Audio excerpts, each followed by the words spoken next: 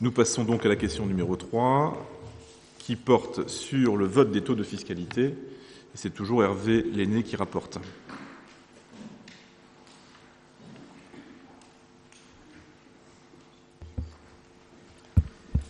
Pour le projet de budget de l'exercice 2016, les services de l'État ont notifié le 13 mars dernier les bases d'imposition prévisionnelles pour 2016 pour les taxes directes locales.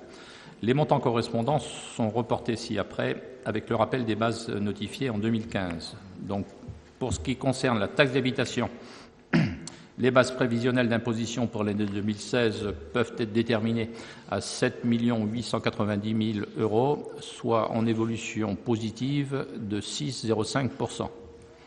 Je ferai des commentaires tout à l'heure dans la présentation du budget. Pour ce qui concerne la taxe foncière sur les propriétés bâties, la base prévisionnelle d'imposition 2016 peut être évaluée à 7 755 000 euros, soit une diminution de 2,86%. Là aussi, je ferai un petit commentaire tout à l'heure. Taxe foncière sur les propriétés non bâties, les bases prévisionnelles d'imposition 2016 peuvent être évaluées à 51 600 euros, soit une évolution de 0,19%.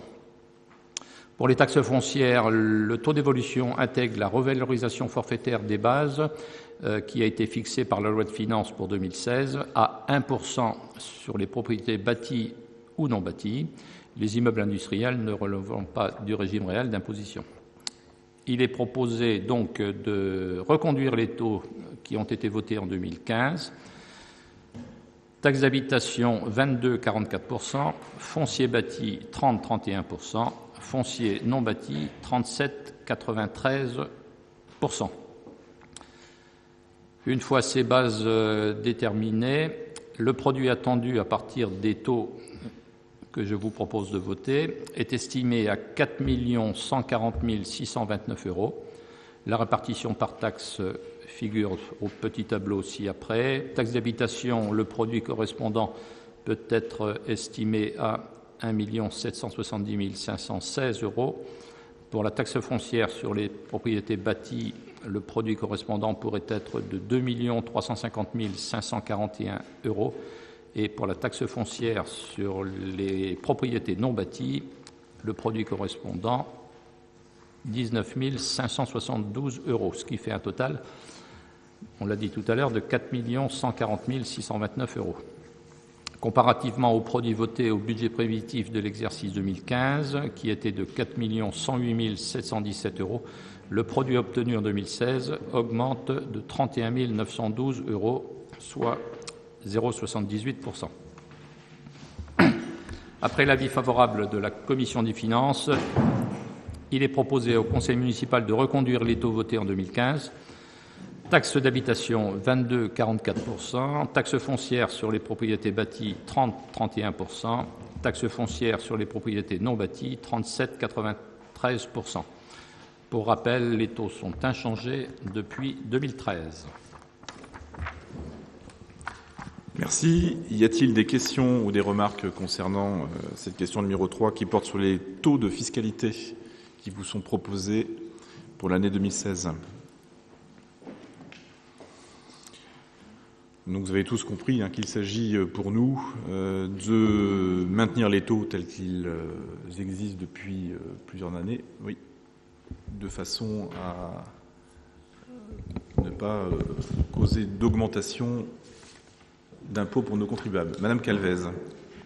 Concernant la baisse prévisionnelle pour les taxes foncières sur les propriétés bâties, en fait, il s'agit en partie de l'abattement de la taxe foncière sur les propriétés bâties dans le cadre de la politique de la ville, qui est environ de 120 000 euros.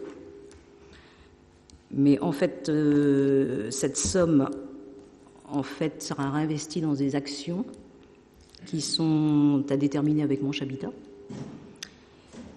Et puis, donc on est en train de voir ça. Voilà. Merci de cette précision.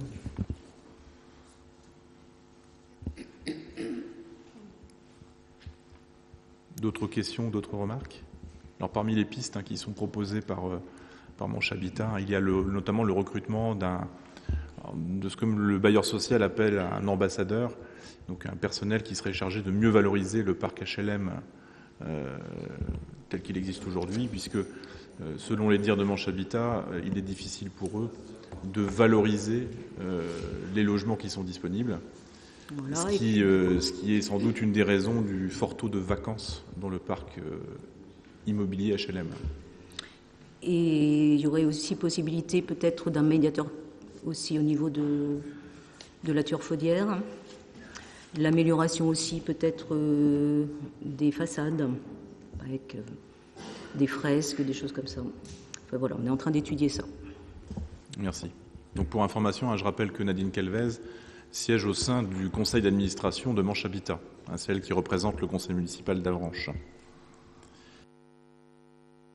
Bien, s'il n'y a pas d'autres remarques ou d'autres questions, je vais mettre aux voix cette question numéro 3. Y a-t-il des votes contre ou des abstentions ? Aucun. Donc, à l'unanimité, la question numéro 3 est adoptée.